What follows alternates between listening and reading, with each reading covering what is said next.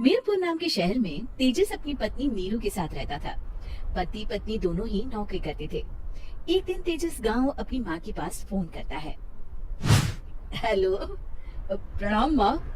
जीते रहो माँ, तुम दादी बनने वाली हो हैं? अरे वाह, ठीक है बेटा, मैं कल ही आती हूँ। जब माँ जी शहर पहुँची तो बेटी बहू ने बहुत अच्छे से स्वागत किया। लीजिए माँ जी चाय। अरे गर्मा गर्म पकोड़े ले आओ माँ के लिए। नीरू रसोई में गई और 2 मिनट में ही पकोड़े ले आई। जी ये लीजिए। बहू जादू से बनाए हैं क्या? अभी तो रसोई में गई थी। यम्मी। माँ जी, शीला रसोई में पकोड़े तल रही है, मैं बस लेकर आई। हे भगवान, मेरा धर्म भ्रष्ट कर दिया तूने। अब तो गंगा जल से शुद्धिकरण करना होगा। दूसरे दिन, माँ जी मैंने नाश्ता बना दिया है, ऑफिस जा रही हूँ। पर अभी तो घर का सारा काम पड़ा है। शीला आती ही होगी, झाड़ू पोछा बर्तन कपड़े वो सब कर लेगी। हमारे जमाने में घर का सारा काम हम ही करते थे। जी माँ जी, आप बहुत होशियार हैं, मैं घर ऑफिस दोनों नहीं संभाल पाती। तो जरूरत क्या है घर से बाहर जाकर चाकरी करने की? वैसे भी घर का काम खुद करने से घर में बरकत आती है, समझी? पर माँ जी।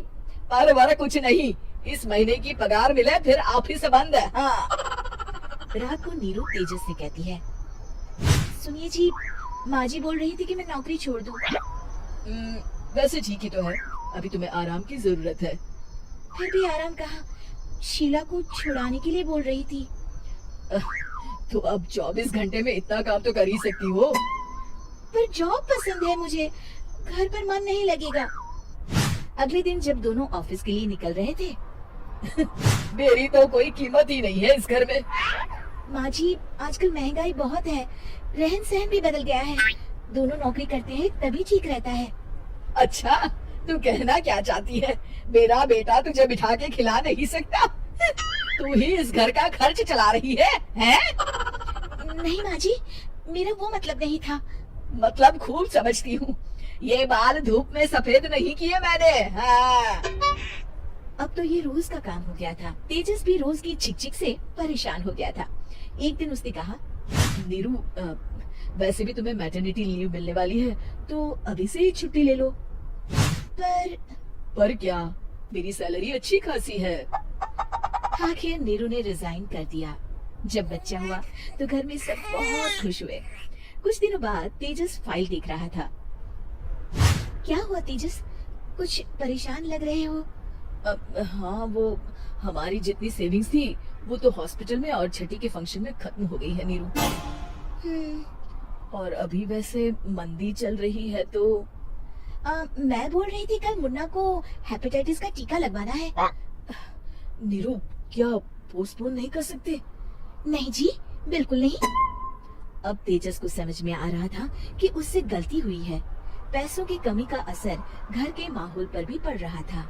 अगले दिन, बेटा मेरा चश्मा और ये दवाइयाँ ले आना, पर्चा देते हुए माँ जी ने कहा। जी।